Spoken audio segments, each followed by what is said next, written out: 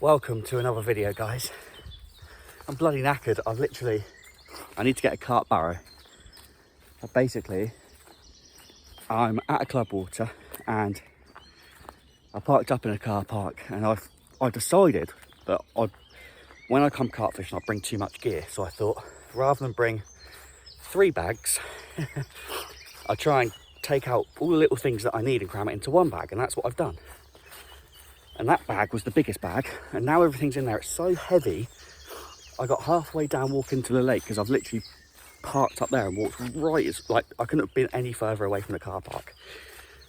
So I got halfway down the side of the lake, and yeah, I just sort of dropped the bag and took half round, and I'm going back to the other half now, but bloody knackered. I mean, I'm unfit anyway, but when I get to the swim, I'll show you where I'm fishing. But I'm very happy today because there's one other person on here. The whole lake is free, which is good, but it is still early doors. It's like 6:30 in the morning, 7 o'clock, sort of 6:30, 7 o'clock. And I've got a day on here, so I'm going to pack up about 5 o'clock. So not a long one, just a quick short one. See if I can catch a few carp. Well, here's my swim, and I just hope... Oh, there's bubbles over there. I just hope the effort of me lobbing my gear all the way around here pays off. I don't know where I'm going to fish yet. I'm thinking one to the island and one out in the open. I'm going to keep my eyes on those bubbles. There are some bream in here, so that could potentially be bream bubbles. Could be carp. Just seen one jump in the margin all the way down there. But yeah, time to set up and keep an eye on the water.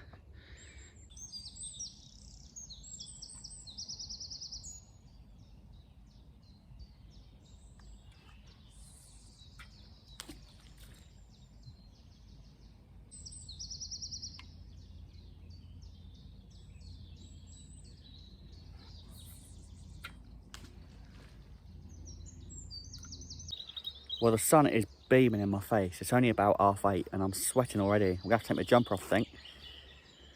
Whew. Finally, I'm all set up. Got both my rods out. The bright one, I was gonna fish tight to the island, but when I was marker leading it, it was like quite silty towards the island. Then it shelved down. Then there was a flat spot, so I'm fishing on that flat spot, and it's probably 2 rod lengths away from the island, so it's not that tight to the island at all.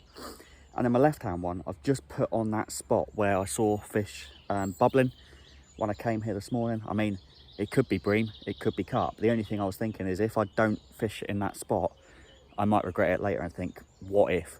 So I had to put a bait on there. I've spotted out four or five spots on each spot, and yeah, I've got both. In fact, there was a fish just roll on top of that spot on the left-hand one. But I've got both rods out. Yeah, and I'm happy with them. So it's just a matter of waiting now. As always, let's see if we can catch something. Come on.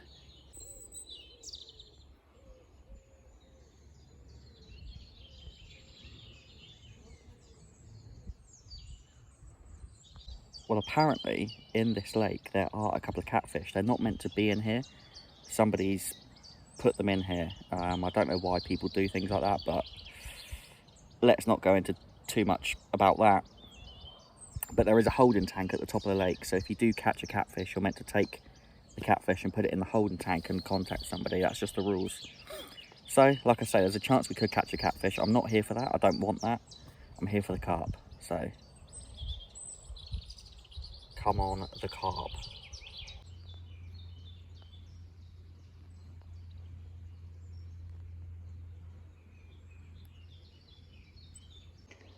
Right, a quick update. I've been fishing for just under an hour now. That right hand rod has just had a couple of beats on it. I think there's fish feeding in that area on my right hand spot. But ever since I've been here, I don't know if you can see those ducks over there by those pads. It's quite far away, and it's not really my area of the fish to sort of fish in. And I don't want to be that guy that's, you know, fishing this area of the lake and casting everywhere, do you know what I mean? But there's nobody fishing opposite, and there's nobody fishing up there, and there's so many fish jumping up there, and they have been ever since I've been here. I might walk down to the next swim, cast out there, and just fish a spot there on my left-hand rod. I might put a spom out there and give it a go. Here's my spod mix. It's basically just a big bucket of, well, I say big, it's not massive. I mean, I knew I was only coming for the day, so I made sure that I didn't bring too much. But any spod mix that I've got left over, I always freeze and use it again at some point in some way. But it's just full of hemp, sweet corn, and then it's not got any pellets in, but what it has got in it is Parker Baits boilies.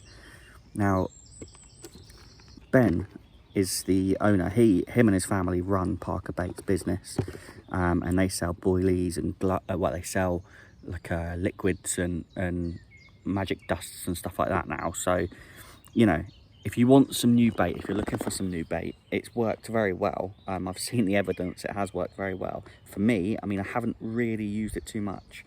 I'm using it today. But yeah, it's just crushed in that spod mix, it's just crushed boilies, fruit and nut boilies, and it's got quite a few full, like, whole boilies in it as well. I think they're 14 ml fruit and nut flavour.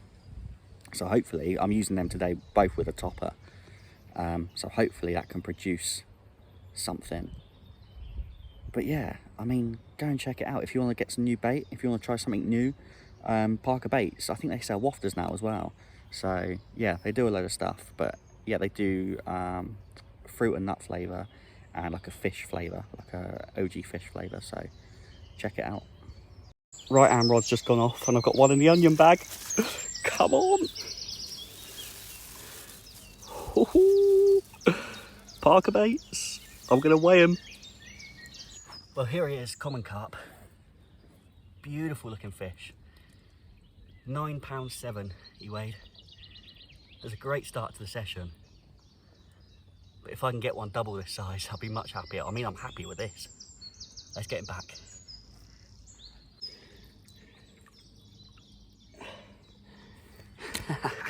Yes. Well, with no rods on the actual bite alarms at the moment, or the rod rests, what does that mean? It means I was spodding up my right hand rod and my left hand rod went off. And I've got another one in the onion bag, look. We got a mirror this time. Unbelievable.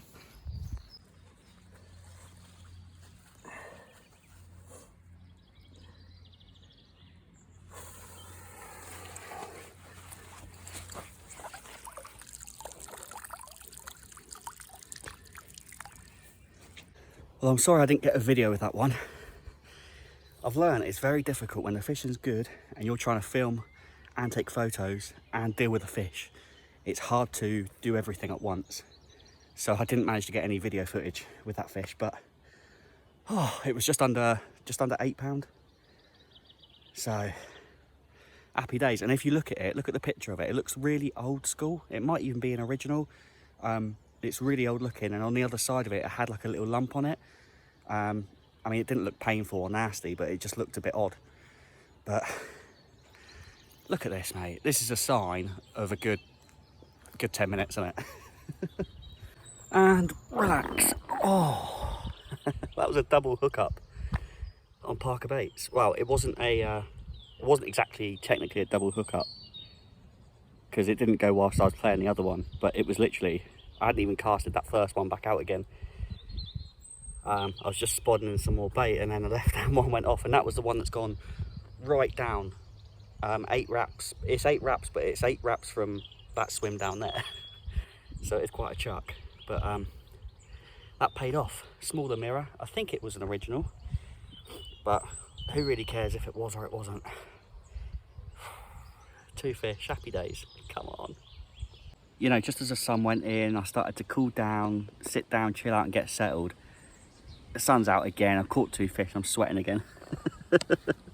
It's all thirsty work this is, and I tell you what, it's hungry work as well, so I'm gonna have a bacon sandwich.